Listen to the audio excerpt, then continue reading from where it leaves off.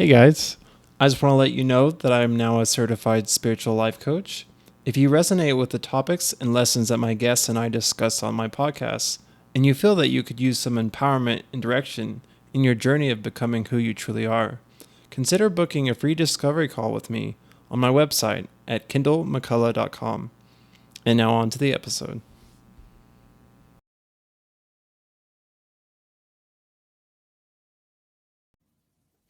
Hi guys, today I'm excited to have Megan Edge.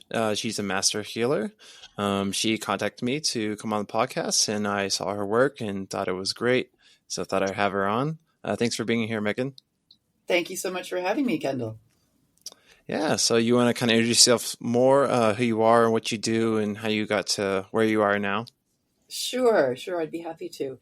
So I'm a master healer, as you said. And what that essentially means is that I have studied numerous healing modalities over my time being a healer, which is about 30 years that I've been doing this work.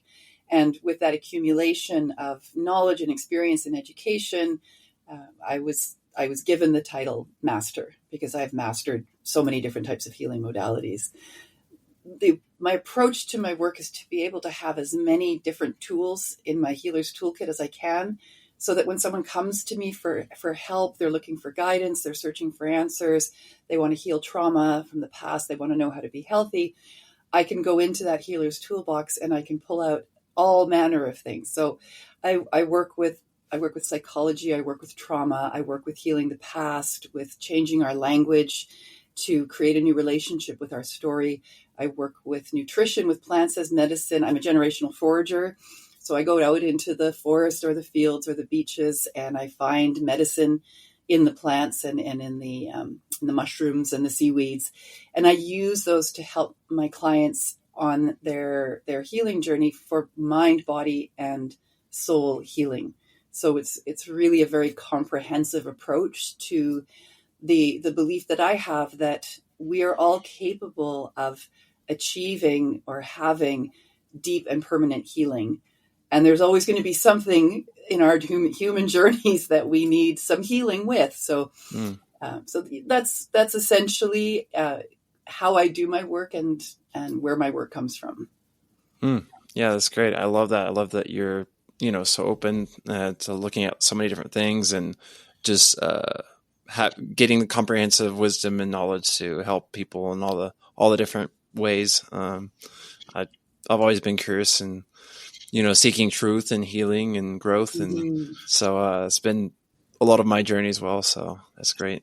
That's excellent. Yeah, I've always been a curious person. I always ask a lot of questions, much to my teachers' chagrin in elementary school and high school, even Sunday school.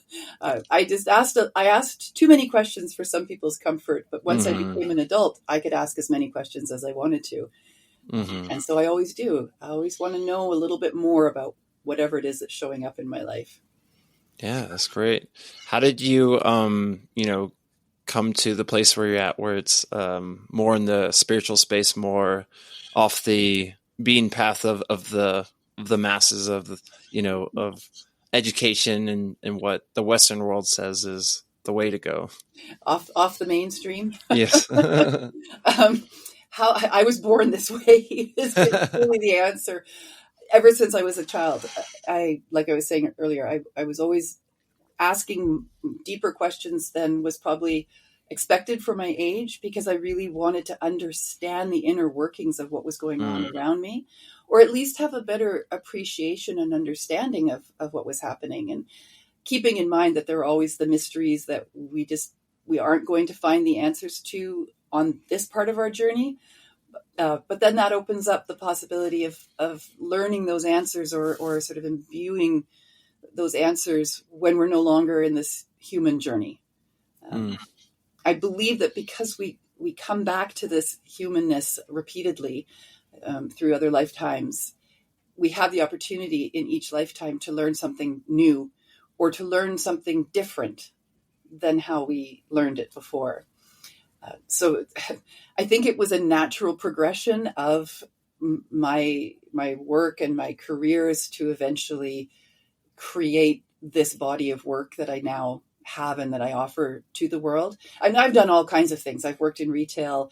I was a banker for a long time. I was an investment advisor for my clients. I worked in horticulture. I had a horticulture business. I've been an entrepreneur most of my life, either within someone else's framework or creating my own framework. I was a geology student. I did social work. I did women's studies. And I remember coming to a point in my life in my mid-30s where I thought, one day, all of these different things that I've done will become useful in a singular way. Which, when I opened up my healing studio and I put out my shingle, I realized, oh, this is the way, because I can help people with their money and their finances, and financial health is a huge thing, and very few people have it. And then, bringing in like the foods and bringing in all the things that I do and all the things I have done, even working in retail where it's all about customer service and it's about really connecting with the customer. I connect with my clients in that same open way that I did, when I was a teenager and I was working in retail. So it all came together as Megan Edge Healing about 25 years ago, when I really decided that this was the work I wanted to do. I wanted to absolutely be in front of the people who needed me and have ways to help them with whatever it was that they needed help with. Mm-hmm. Mm-hmm. Yeah, I think that's such a beautiful truth that we start to realize as we get older, that nothing is wasted, that everything that we've gone through in our life and every seemingly detour or backtrack or whatever ways we've categorized it in the past, that it all has things to teach us that helps us where we're at in the moment. And so I think it just helps with gratitude and enjoying the journey to get us where we are at, and just utilizing all the many experiences and lessons we've learned. Absolutely. And that philosophy is the cornerstone of the healing work that I do with people, is to help them change their relationship with their life experiences. If those life experiences, if they're holding on to those life experiences as a form of trauma or pain or unresolved guilt or regret or whatever those things are, it's to help them see that everything happens for a reason and a purpose. And we're doing the best we can with what we know in the moment. None of it is wasted. This moment, this present moment, everything that's ever happened to you in your life is why you are here in this present moment. And what I've learned and what I see with my clients is that once they are able to understand that and really embrace that, they're no longer triggered by their traumas or by their past. There's a peace that comes, like a peacefulness that comes with the understanding that it's all part of who we are. And so all of it has value. And even when something really traumatic has happened to somebody, if they can change their relationship with that experience so that it's no longer a trigger for them, they can then use that experience to help someone else manage or navigate something similar to it. Absolutely. I think Carl Jung says the gold is in the wounding. And yeah, whatever we've experienced, pain, hard experiences, it helps create empathy and understanding for ourselves and for others. And then we're able to help them as well. So that's awesome. Right. And our scars tell our story. And once we know what our story is and we have a healthy relationship with our story, we can share that story with somebody else. And that can be the catalyst for them to do their change or to make the changes in their life that they want to make when they see that that healing is possible. Yes. And it also makes life just more rich. It helps us understand the contrast. The pain helps us understand and appreciate the good times and all the blessings we do have. So Absolutely. It's always a fun, wild journey of life. Yes, and not for the faint of heart, I would say. Yes, definitely. Being human is not for the faint of heart. Yeah. So today you wanted to talk about your Oracle cards that you've put together? Yes. Yeah, I would love to. So part of this healing journey is learning what tools are available to us that can help us stay on course, stay on track, remind us of what we're here to do and why we're here to do it. And one of these tools is oracle cards. And so, I mean, basically what an oracle card is just a piece of paper that has an image on it and has some writing on it, right? That's what it is. Same with a tarot card. It's just a piece of paper that has images and writing on it. It's what we then do with those images and with that writing, with that message. So I've been working with oracle cards as a meditative tool and as a healing tool since I was a teenager. So it's like 30 or 40 years ago.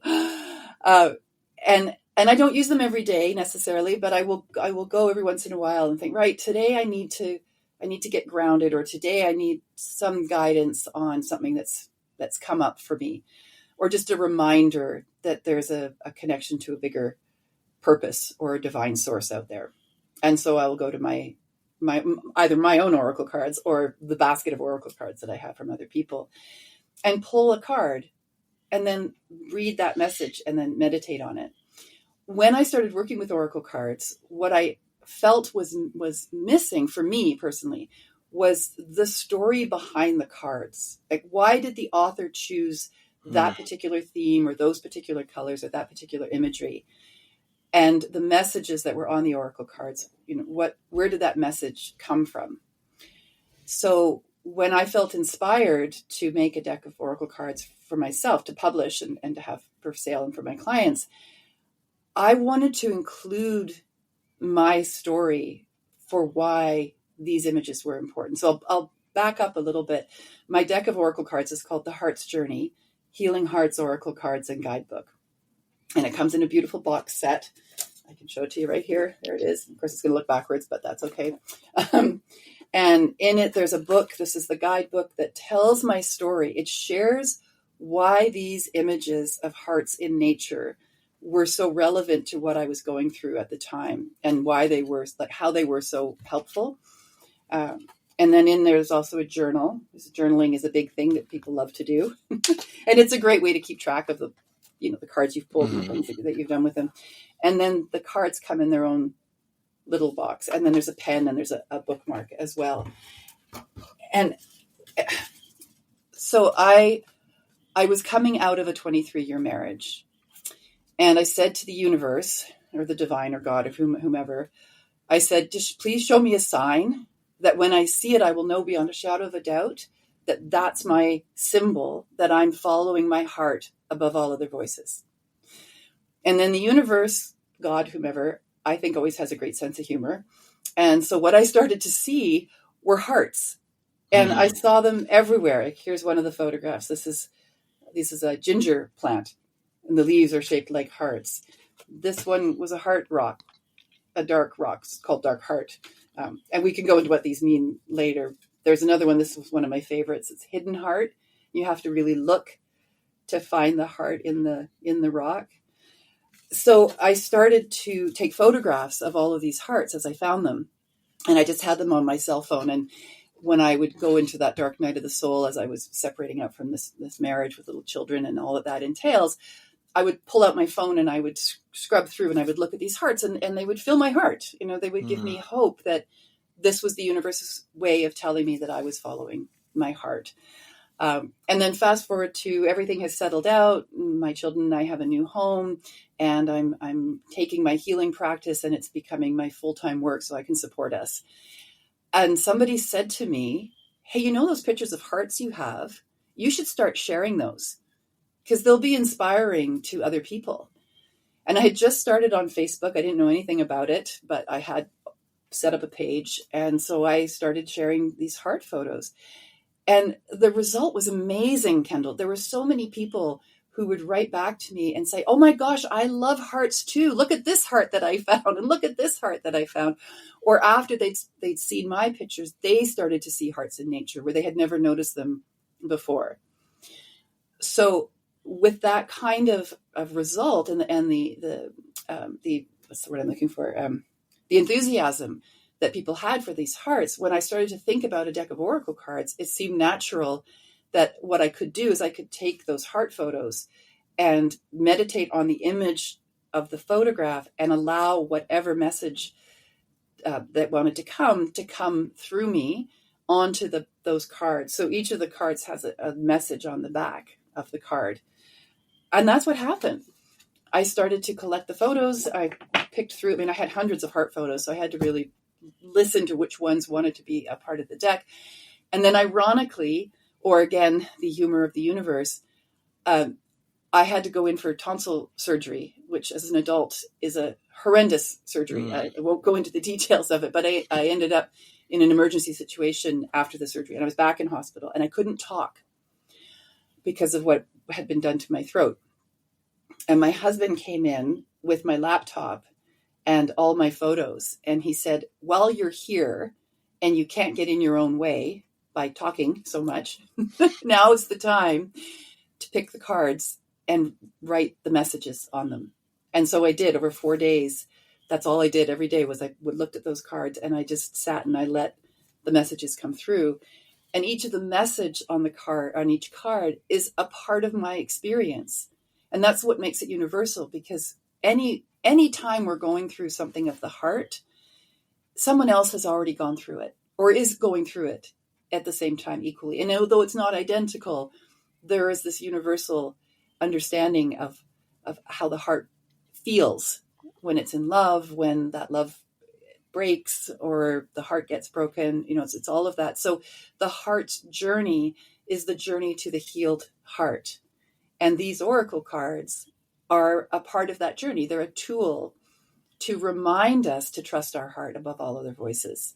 Because when we really do tune in to what is happening in our heart, we know our answers. We know the solution. And then if we're really connected to our heart, then we can take the action, the guided action to help heal the heart, or to bring what the heart needs into our lives. Yeah, that's beautiful. Thanks for sharing. And that's, one of the biggest principles as a life coach myself, to help clients connect with their heart or, God or higher self, and know that the answers are there for them if they tune in, and to help them find that and move forward in their life. I, in undergrad, I was an English major, and I read Joseph Campbell, and he talked about universal symbols that are across cultures and times, and how these kind of unite us together and help us make sense of life, and help us connect to the divine and say things to us. And of course, also stories do that as well.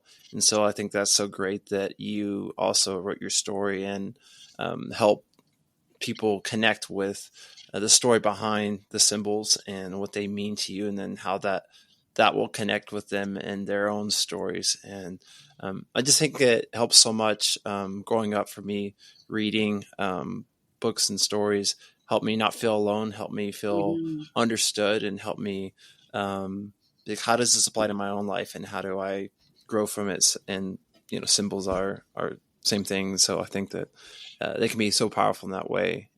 And actually, what you said about seeing these things in nature, seeing all these hearts, reminded me when I was young. It was actually right after 9/11.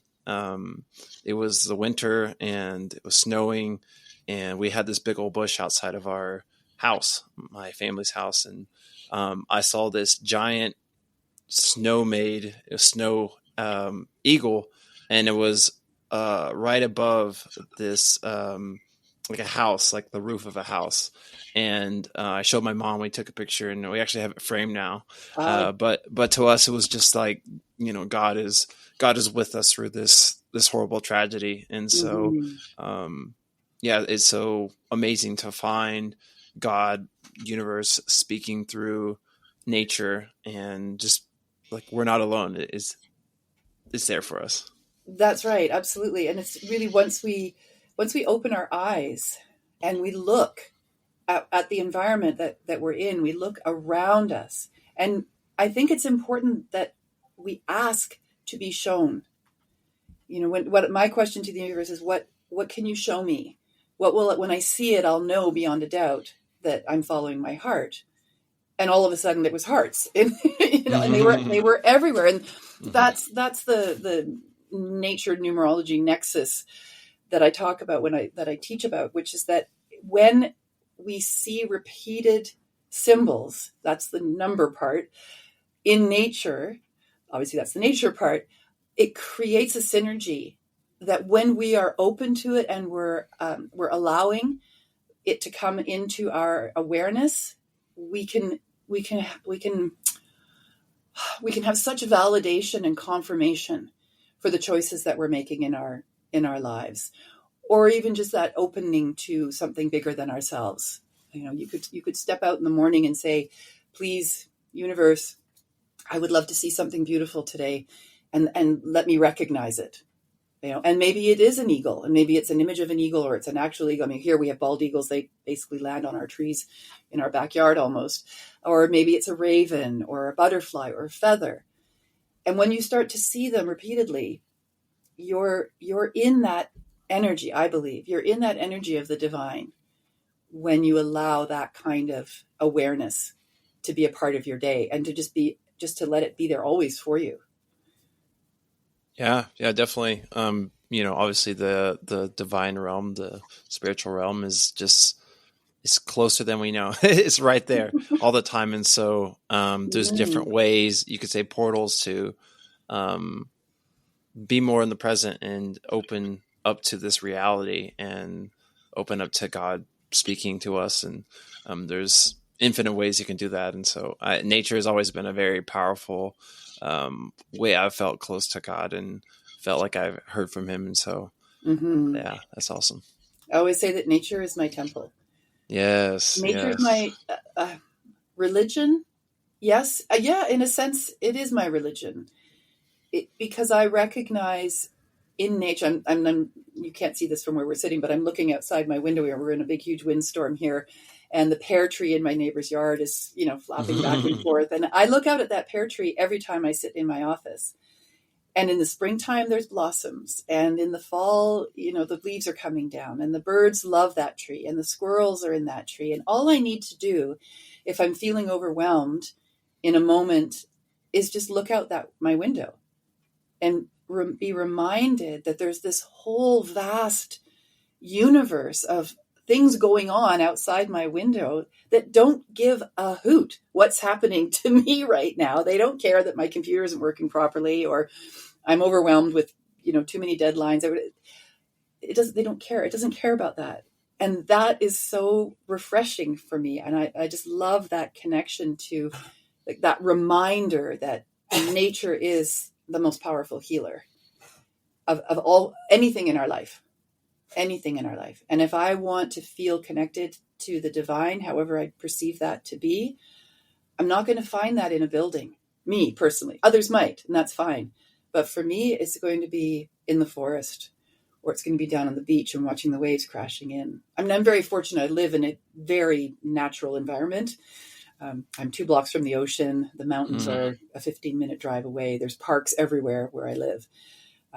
And then I grew up here as well. So it's always been a part of my experience. And as a child, when I say that I'm a generational forager, for people who don't know what foraging is, it's basically going out into nature and finding things to eat or to enjoy or for the medicine. And I grew up in a family that foraged right from the get-go. So that's how I've always connected to the divine or the sacred. It's by being in those environments and trusting those environments. Mm-hmm. Yeah. I think, in our modern world, obviously we are inside so much. We're so disconnected from nature compared to how our ancestors were. And I think how we're meant naturally to be. And, nature is just so healing. It works at a slower pace. And, just the sound of the birds, or I think the ocean and like the beach there's so many different parts of the sand, or the waves, or the smell, the seagulls, so many different things that are just so brings you to peace and calm. And I was actually reading about how surfers are so healthy because of the many benefits of the sun and the waves and the salt and the water, all these different things. And so I think that anytime we can get more nature, it's so healing. And I also noticed too at one point, one day I was just, worried about life and everything going on, and I was inside a building, and then I walked out into nature, and just this calm settled in, and I realized that, inside buildings, everything is smaller. It kind of perpetuates this going inward into our own dramas and stories of life and what's going on. And then we step out in nature and everything just gets bigger. And like you said, we see that life is so much bigger than our own problems, our own things. And it helps us take a step back and see the greater scheme of life and not take things so seriously about our own drama, and realize it's going to be okay. And we're going to be able to move on. And so, I always encourage more nature. I always try to get out when I can, go to a park and walk really slow, just help slow things down. And yeah. Yes. And it's interesting that I find it interesting that something like forest bathing, are you familiar with that? So forest bathing is basically walking in the forest. And when I first heard about forest bathing, I will admit, I laughed out loud. I think, but it's just the forest. You can just go walk in the forest. Do we really need to have a whole certification program on forest bathing? The Japanese were the ones who coined the phrase forest bathing, and they've actually planted forests specifically to be healing nexus centers.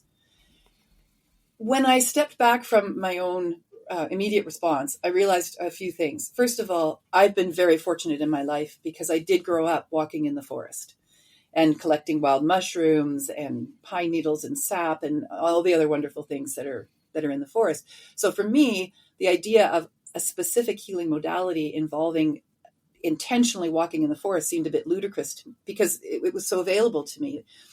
But then I had to remind myself that not everybody has that opportunity growing up. In fact, probably very few people in the modern North American world do. Most people are growing up in cities. And I've lived in big cities. I know how a big city works, but even then there's still parks.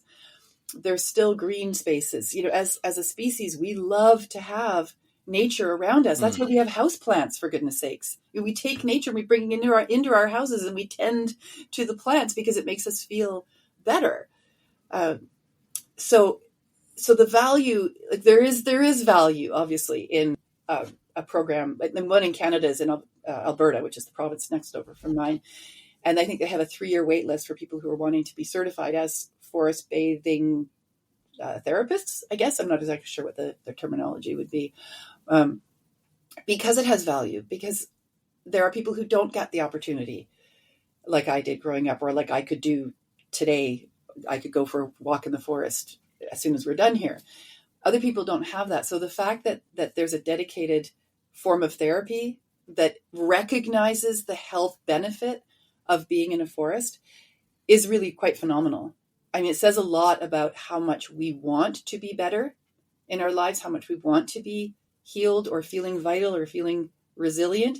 And then it also speaks to the interest in the science that supports that kind of therapy. We understand that the air in a forest is different. It has different compounds in it, same as the air down at the ocean. The salt that's in the air, the minerals that are in the air, and we're breathing them in, the negative ions. We recognize, for those that need the proof and evidence from a scientific standpoint, the benefits of these kinds of therapies and just how healing nature is in all of its components, right? Whether it's a houseplant or a little box on your deck with some herbs in it that you put in your food, or it's going out into these huge cathedral groves and being with the old growth forest that is thousands of years old. All of it has value. And if I had my way, everybody on the planet would have access to some form of nature, and it would be highly encouraged for people to get out every day and benefit from it. It would make a huge difference to our medical system if we did that, if we prescribed that instead of a pharmaceutical pill. 100%. That's a whole giant rabbit hole. Another topic about the Western medicine and all that stuff. But I live in West Texas, and so it's very flat, very brown and not a lot of trees. But I think it actually helps, people like me that appreciate nature even more. And when my pastor growing up always talks about like going to Colorado and seeing these beautiful lakes surrounded by mountains and just how mesmerizing, gorgeous it was. And everyone was just walking around like it's no big deal. And he wanted to go up to them and shake them like, can you see what's right here? But it's what they grew up with, is what's around them all the time. But for those of us that it's not normal, it's just so much more breathtaking and beautiful. Mm-hmm. And yeah, we're learning so much about the scientific effects on the health and how great it is. I was at this camp for about 2 months in Colorado, and I could just notice the difference of the air, the fresh air, and how amazing that felt. And just even having to walk around all the time somewhere that you go up and down and it's not flat, and just the effects that makes on your fitness versus just being able to walk around in flat ground all the time. Yeah. Give me a mountain to hike over a gym any day. Mm-hmm. Any day. In fact, I've tried doing the gym thing. It's not for me. I just get bored. Why am I sitting on this bicycle looking out the window at people walking down the street? I should be walking down the street. Right. So I'm not getting anywhere. Yeah, exactly. Yeah. So do you want to talk more about the oracle cards and how do you work with them and use that in your daily life? Yes, I would love to.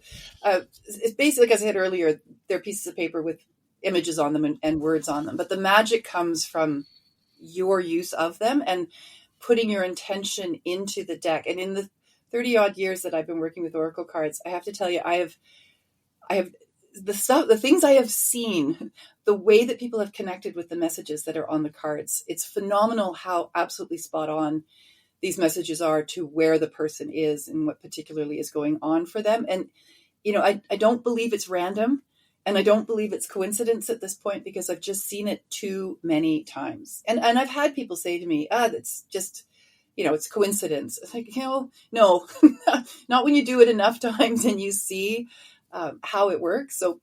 So with that in mind, it's good to approach working with the oracle cards with some intention. Whatever that intention is, doesn't matter. It could be just simply, please offer me guidance today. It could be something very specific. I'm confused about my relationship and I'm looking for some confirmation or direction. It could be a very specific question, like, please provide me with advice on how to move forward in my career. What do I need to know? I mean, now with my deck, it's heart focused. So if you were to ask about career, you would ask along the lines of, what would I love to be doing with my career? Or, how could I open my heart more to my career, or listen to my heart about changes I need to make in my career, that sort of thing. Because the theme it is about tapping into that, your heart's intelligence. The other reason for creating an intention is because it puts you in a frame of mind. And we know from the science of the mind and how the mind works, or at least what we think we know. When the mind is hyper-focused, we go into an altered state of receptivity. And when the mind is hyper-focused, we are more open to information that shows up for us than if we were just to kind of be making dinner and pull an oracle card, right? So that intention creates space where you are saying, this is what I'm asking for. It's like prayer, right? It's the same phenomenon as prayer. When somebody goes into prayer mode, they go into an altered state, and they're accessing a different part of their brain when they do that. And it's quite neat if you ever see the studies that have been done on what part of the brain lights up when people are thinking about certain things. That's how we know there's the different parts of the brain that govern different parts of what we do. So that all being said, when I'm teaching people how to work with the oracle cards, that's the first thing. And then we clear the deck by just wrapping it. And the belief is it clears energy that might have accumulated in the cards from the previous use or the previous person who used them. And then I just shuffle them. I just move them around in my hands. And I'm often looking somewhere else, not really paying attention to the cards until I feel a card that sticks to my fingers, or a card that falls out of the deck. when I'm working with them. So as we were talking, this is the card that I pulled. This is called Joined at the Heart. And I found these hearts drawn in the sand on the island of Kauai after a huge tornado, a tropical storm in 2014 had hit the island and just ravished the island. And we came in just on the tail end of it. And the beaches were closed in the southern part of the island because of all the damage and because of the waves and everything. And the first day the beaches were open, my daughters and I and husband went to go play in the sand and play in the waves. And somebody had drawn this on the sand. And to me, it was so poignant because people came together because of the storm, right? I mean, this is what human beings do. We're actually more helpful than we are hindrance to one another. And given the opportunity, we will help each other instead of harming each other. So this symbolized to me the way in which the community came together to help each other through this storm. And then the message on the back says, you are helpmates, balancing all the demands of this life and holding space for a loving relationship within it. Acknowledge each other in the middle of the night, passing in the hall, standing, sitting. Hold each other sacred. So I could take this message into my day now. I can take this message into my day. And it's a gentle reminder that, perhaps when my husband gets home from work today, I'll give him a little bit of a longer hug, or I'll just put my hand on his shoulder as I'm passing him by in the kitchen, as a form of connection and intimacy. And maybe my life's been really busy lately and I haven't been doing that as often as I could. So it's that reminder of how important those little gestures of intimacy are, to acknowledge the partnership that we have with people.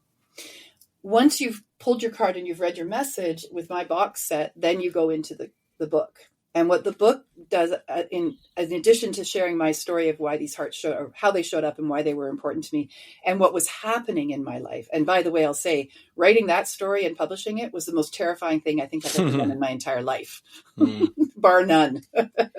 I can write an exam, no problem. But boy, writing that vulnerability and that openness and that sharing of what was happening as my marriage of 23 years was going away, and the choices that I had to make, that was huge. But it was so important. It was such an important part of this healing tool, was that I could be transparent and honest with the people who would be working with this, so that they could trust the process and they could trust me, which is the most important part of any healing relationship between therapist or counselor and client, is that trust is there. Now there is an element of numerology for me when I work with oracle cards. So every aspect of the card is relevant. You can make it relevant, right? So this is card number 39. And in numerology, you would add those two numbers together and you get 12. And 12 is a master number. And a relationship between two people is a master relationship. So because I know my numerology, I can pull out symbolism for the numbers, and I can add an extra level of connection to whatever the messaging is as I do that. So then when you go into the book, I just have to find it. Oh, there it is, right there. You get to see the image again. And then there's more detail. There's a deeper message for the person to take with them. And I can read it if you want me to, but I don't have to. But essentially what it does is explains more about either what was happening for me at the time that I saw these hearts, or the significance of the hearts, like the story that I just told about the community coming together to heal.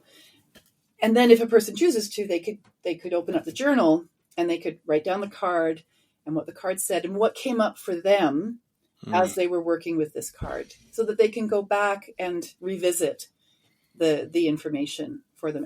And that's essentially, that's it. That's the easiest way to work with oracle cards. I can teach people about different card pulls and multiple cards and different layerings of information and knowledge. And all of that's great. And we can go that deep, or it can be as simple as just pulling a card and reading the message, seeing the image, and then letting yourself respond to it, and then taking that message into the day. Yeah, that's awesome. I think that's one of the beauty of using oracle cards and different modalities, is that it can be very simple or very complex and nuanced and deep. Different times in our life, we need different levels. And then also depending on our personality, the way we are, some of us gravitate towards more simple or more complex or nuanced. I've done a couple of tarot pulls with some friends, and they were always like spot on. I also remember pretty close, right before my spiritual awakening, I learned about the Enneagram, and that's personalities, but it's based on numbers. And then after my awakening, I was really using that numerology type of understanding, and like you were talking about with nature, seeing different amounts of things in nature and relating them to Enneagram and getting messages from that. I definitely think there can be dangers in overdoing that, and it can be overwhelming or too much. But I definitely think that that you can use that it can be beneficial. And with the oracle cards, that there's always more layers and nuances. And I've actually had a guest on who was talking about the Kabbalah and Jewish mysticism, and how words are also associated with numbers. And so there's not only the word meaning the definition, but also a number and the numerology associated with that. So that tradition also uses numerology. And I was saying how to you earlier before the podcast, how oracle cards remind me of my upbringing as a Christian, and how sometimes a way people would use the Bible is to just flip to random passages and see what God has for them. So I just think there's many ways you can connect with spirit to gain messages or what it has for you for the day. And you said that was called something. It's specific. called bibliomancy. Okay. So bibliomancy is using a book, flipping it open supposedly randomly, allowing the page to open, and then where your eyes first land, that sentence or that paragraph has meaning for you. So that's what people are doing when they flip open the Bible, and they just look for a passage to give them inspiration for that day or healing for that day or whatever it is that they're looking for. That's called bibliomancy. And oracle cards are the same thing. That's what you're doing. You're practicing bibliomancy. Now, there's a difference between tarot and oracle cards.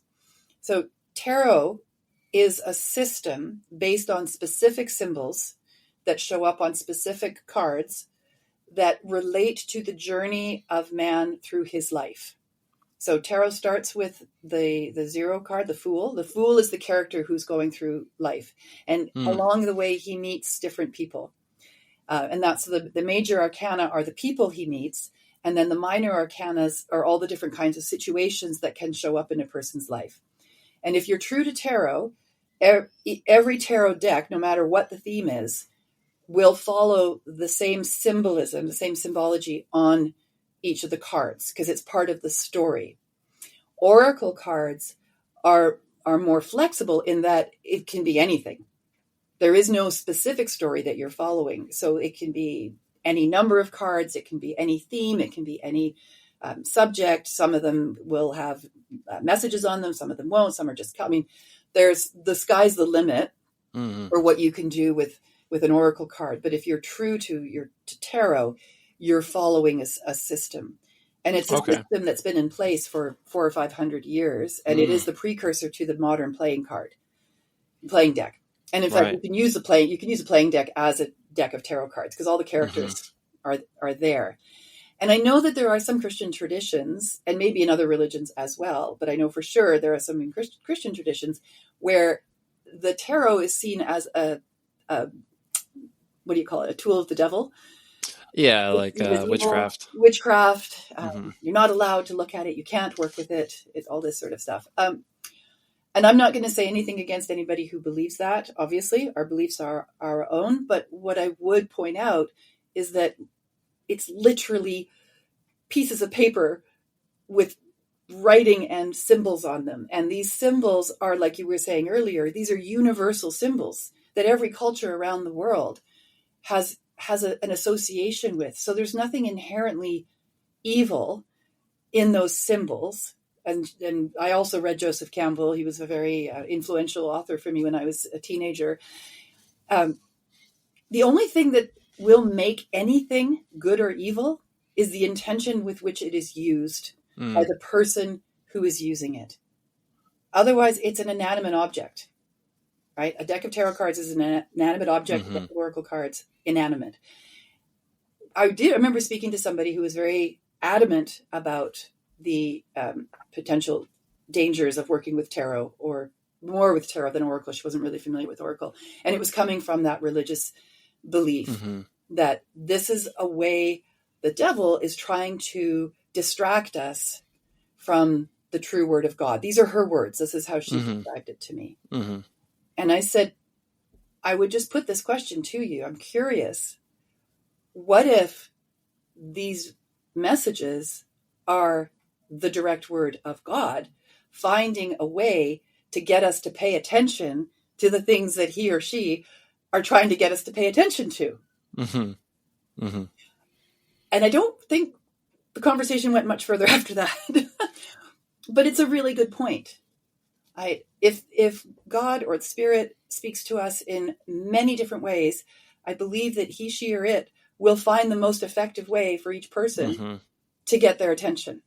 Mm-hmm. And if that's through a piece of paper with some symbols on it and a message on it, then so be it. Right? That I see no harm in that. Where there could be an unhealthy relationship is if the individual doesn't understand that those answers are coming from themselves, Mm-hmm. and instead always rely on what they think is what they're being told to do, and doesn't question it or think critically for themselves Mm-hmm. about it. And I've met those people as well. Right. In my line Right. of work, I meet all Mm-hmm. of them.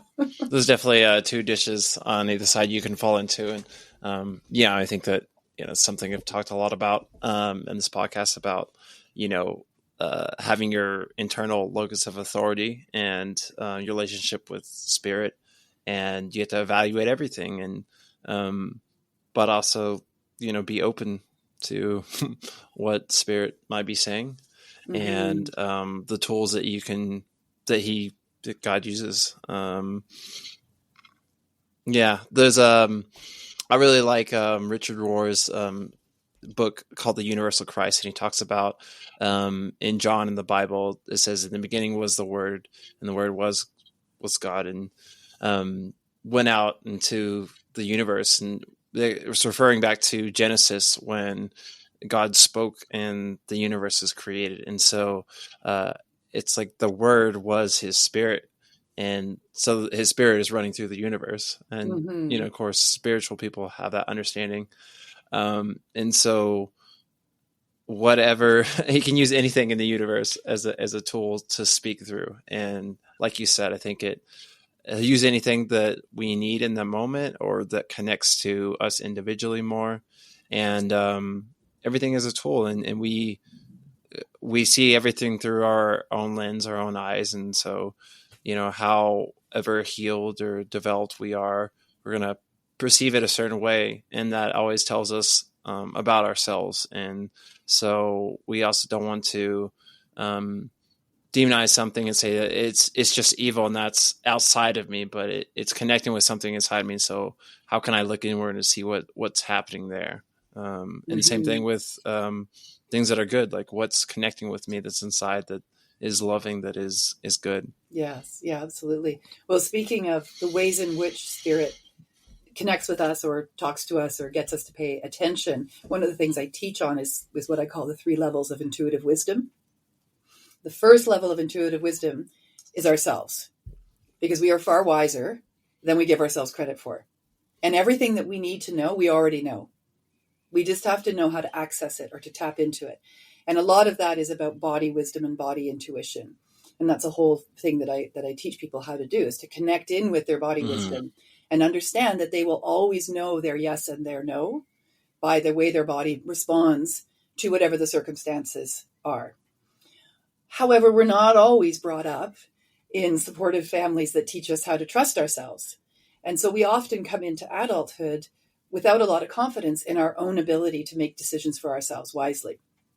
And so we look around us and we ask other people, and we maybe use the oracle cards too many times, too much, or we ask our friends all the time, what should I do? What should I do? What should I do? Because we don't have a trusting relationship with our own wisdom.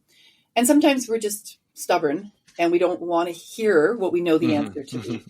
So the second level of intuitive wisdom is when other influences will come in to help us to see what it is that we need to see. So sometimes people think of them as like a spirit guide or a deceased loved one or our dreams or a seemingly random occurrence where we bump into somebody who has the exact message that we needed to hear, right? Or we turn on the television and it's the exact show that we needed to connect with, whatever it is. So that's a level of intuitive wisdom that's outside of our bodies. It's outside of our physical selves, and it involves interaction with other things, other energies. And in some cases, I do believe that these other energies are connected to us, and they are our team, our spiritual team, or our energetic team. Again, spirit guides, angels, there's different ways that we imagine what these are, but they're external to ourselves, yet interested in our well-being, right? But they can't interfere. So we still have to be in a slightly receptive state somewhere in our cognition for those energies to be able to be attracted to us. But even with that, we can still be incredibly stubborn and hard-headed and just still not pay attention to what's being offered to us. And so then we move into the third level of intuitive wisdom, and that's what I call the big guns. And that's where we have generally fallen so far off our path or wandered off aimlessly in a direction that we didn't plan to do when we got here. And it's really important that we get back on the path that we said we wanted to be on when we got here. And those are the wake-up calls. And that's a gift from God when we have a wake-up call. And that's something big in our lives that we cannot ignore. And it's going to take us out.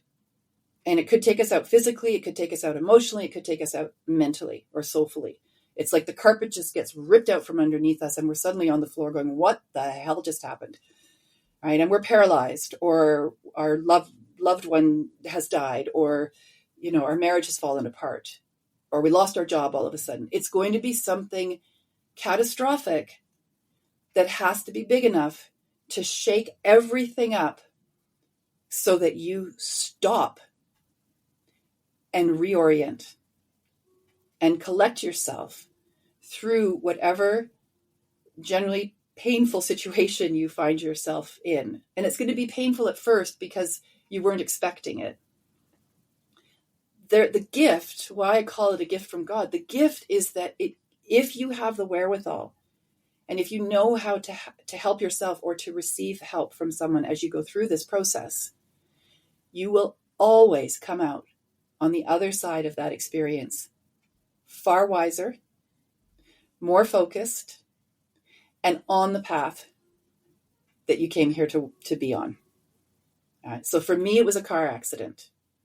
And the car accident was the catalyst, but that actually wasn't the wake-up call.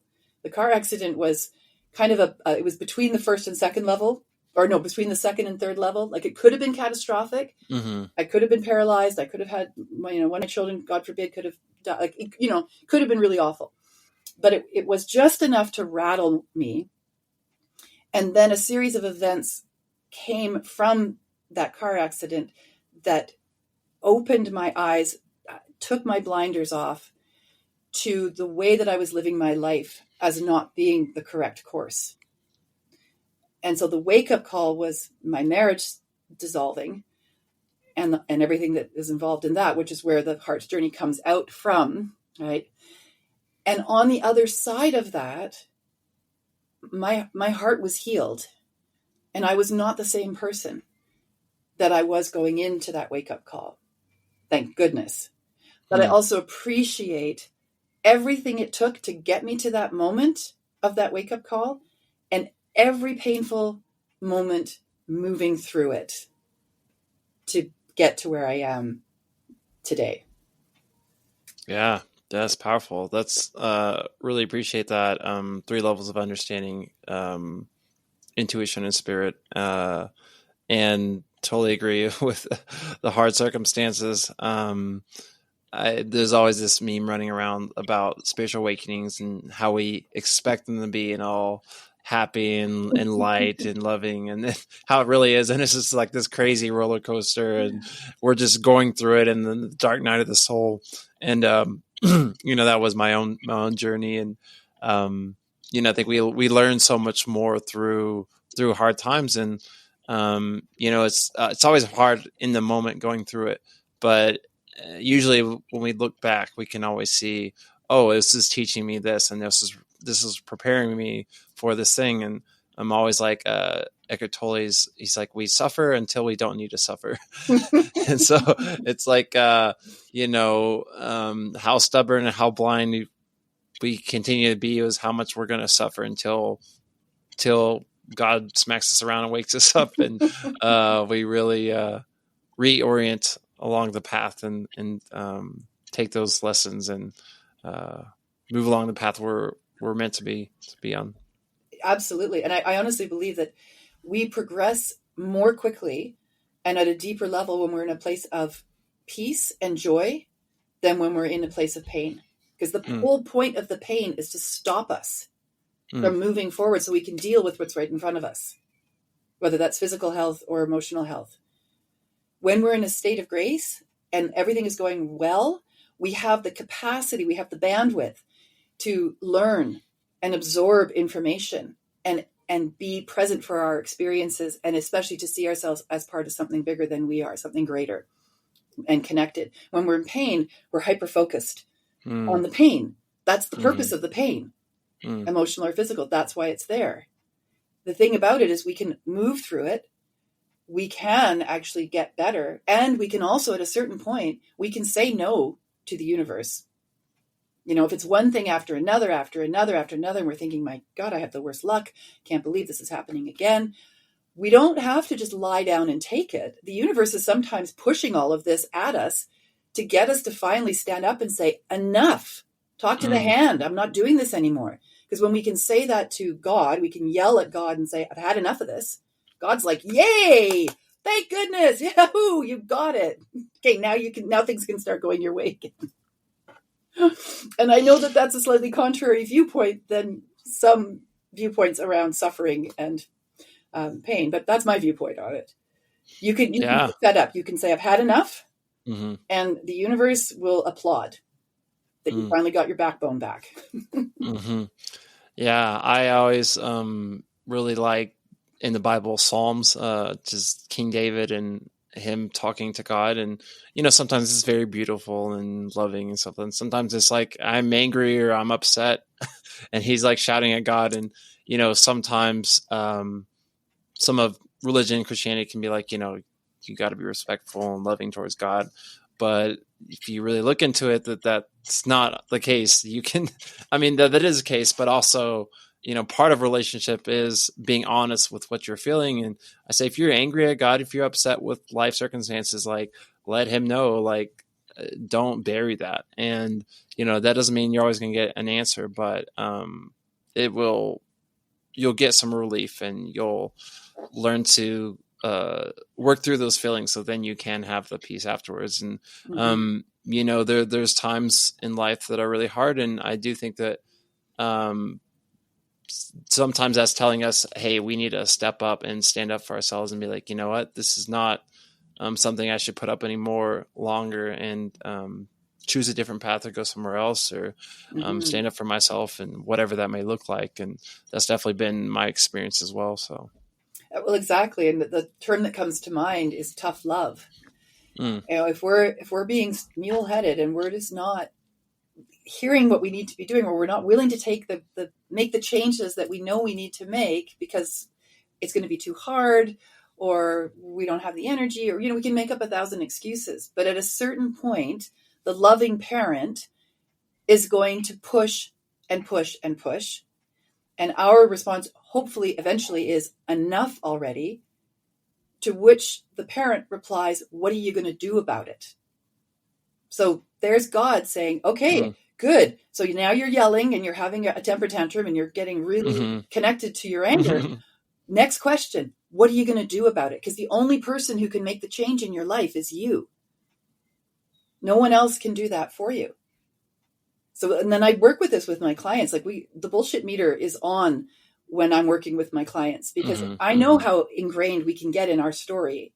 And a lot of that story is, and I don't mean to sound unsympathetic, but it's a bit of BS. Like we're keeping ourselves stuck. Right. We can change that. But the question has to be, what are you going to do about it? And it can be something small, it can be something massive, but there has to be action. Otherwise, there's no alchemy. Right. And that relationship with God, where we feel like he's abandoned us, or he's not there for us, or what have we done wrong? That's coming from a wounded place inside of ourselves. So, but then we come back to the same question: what are you going to do about it? And as soon as you take that action, alchemy happens. Yeah, right. I think it's helpful to realize that, our unhealthy patterns, our ego, and it's all connected to a younger self version of ourselves. And, we're always more comfortable with what we know, with what we've been doing, even if that's more unhealthy than where we're going or what spirit is leading us to. That's always where spirit is leading us to, but it's scary because it's going to take an identity shift. It's going to take, the change in our patterns and who we are, and it's going to lead us to the unknown, and that's not as comfortable, but it's going to lead to somewhere healthier, and we're going to grow more into our capacity to work with spirit and who we truly are, and our gifts, and more satisfying. So we can surrender to that, and actually surrender to the external circumstances that are not in our control, and then take action with what is in our control. And that's going to bring the alchemy, like you said. Yeah, absolutely. Absolutely. And thankfully there are people in the world who are healers, whether they are, a paid healer, or they're just somebody who's just really good at being there for their friends and family. We are surrounded by people who want to help us all the time. And they could be strangers, or they could be loved ones. But I really believe that that's true. Like I said this earlier, human beings want to help. And I know there's lots of people out there who could say, but wait a minute, Megan, are you seeing what's going on in Gaza? Are you seeing what's happening over here and over here and over here? Yes, I am. But are you seeing all of the examples of people helping each other, even in those horrendous circumstances? Look for them, because they're there. That's what our intrinsic nature is to be in community and to help hold each other up. Sometimes we get lost and we lose the trail, but we come back to the trail with this belief in the infinite possibility of the human being to be kind and compassionate. Personally, I would rather live in a world with that belief, even if it's not true. I think it is, but even if it's not, I'd rather live in that world than a world where I believe that human beings are cruel and out to get each other. Absolutely. Our beliefs are so powerful, and they shape our reality, and they shape what we experience. And we have to recognize that we have the choice to choose our perspective, and to what we're seeing in the world. There's the good and there's the bad out there, and we can choose to focus on one or the other. And if we choose to focus on the good, then that helps give us energy to propel us forward. And then, like you said, when we choose to see the good in others, that will shine forth in them, and in ourselves too, and work in collaboration and relationship to help move the world forward. Absolutely. Well, have you heard of HeartMath? Oh yeah, actually, I just emailed them. They're busy right now, but maybe in the future I'll be able to get someone on to talk about HeartMath and all the things going on with that. But you can share what you know. That's amazing. I love. So there's one of those synchronicities, right? Yes. So I was thinking to talk about HeartMath would be a lovely way to, conclude our conversation, because it's to bring it back to the heart. And what we now think we understand about the electromagnetic nature of our heart, and then the energy that comes out from our heart, and how those energy fields interact with each other. So we know we have energy fields. We have machines that can see our energy fields. They can see our auras. They can read the colors that are emanating from our energy being, which is basically a shape like our bodies that comes out from the body. A healthy energy field comes out about 2 feet from our heart center and surrounds us. And so naturally, if you bring 2 people together, if they don't know each other, they will stand generally about 4 or 5 feet apart. And what they're doing, and unconsciously, mind you, they're letting their heart centers connect and feel one another. It's almost like putting out tendrils. Right? And the tendrils touch. It's like, ooh, yeah, I think there's something in common that I have with this energy. I like the feel of this energy. Then they'll step closer. It's observable. If when their energy fields touch, they don't like each other, they will actually step back farther from one another. You can watch this happening with people when they're interacting, especially strangers who don't know each other, or at least don't know each other on their, in a conscious way. Mm-hmm. When you're aware of that heart center and the way in which it interacts with others, you can tune your heart like a tuning fork to a higher vibration. And you can move your energy field further out than the typical healthy 2 feet. And you can infuse, I think is probably the best word to use, you can infuse other people's energy fields with your loving heart energy. If they're open, if somebody's heart is closed, you just won't get in, right? That's just how it works. You just won't get in. There won't be an infusion. But for somebody walking down the street who's just minding their own business and they're happy to have their energy field infused by you, and you walk on the other side of the street and you imagine that field going out, you'll see them smile. They won't know why they're smiling, but they'll just suddenly feel like, oh, I feel good right now. Huh, cool. And they'll smile and they'll pass that on to the next person that they interact with. Right? So the focus on the heart, it isn't just about red hearts at Valentine's Day. The symbolism of the heart goes so deep into our psyches. We have drawings on stones, on the oldest evidence we have of human beings being creative and thinking outside themselves are some of these ancient rock paintings, and there are images of hearts. And we're talking 75,000 years ago, 125,000 years ago in human history. There's no getting away from the importance of our heart being healthy, physically and emotionally, and I would say spiritually, most importantly, because that's what it comes down to. And that's what the Healing Hearts Oracle cards are all about. That's what the heart's journey is all about. It's about honoring our hearts and honoring the emotions that are a part of our experience with each other, and what can happen with those emotions. And that's not exactly what HeartMath is about, but that's part of what HeartMath is about. Right. Mm-hmm. Yeah, absolutely. It was exciting for me to find HeartMath and just see how science is starting to kind of catch up with this spiritual wisdom that we've always known, and connecting to the science aspect of it. And yeah, we're mental, physical, spiritual beings. And so it all interacts and connects. And yeah, that's a great place to end. The heart is so important, and it's ancient, it's modern, it's the greatest tool we have inside of us. Absolutely. So if people are interested in working with the heart's journey in particular, I think there's going to be a link down below to the Thrive Cart Sales page, but they can also go through my website, which is meganedge.ca. And there's a whole section of the website that is about the heart's journey, so people can really see the different components of it, and some of the story about why work with the heart's journey, why work with these beautiful heart images that I found in nature. And they can purchase it through there as well. And then I think we've also got a coupon for a discount for your listeners that they can click on to make their purchase if they choose to work with it. Yeah, thank you so much. I'll be sure to include all those links in the podcast description. And thanks for the discount. And thanks for coming on the podcast and sharing your wisdom and your heart as well. I've really enjoyed the conversation. Thank you, Randall. Me as well. Great. Have a heart-filled day.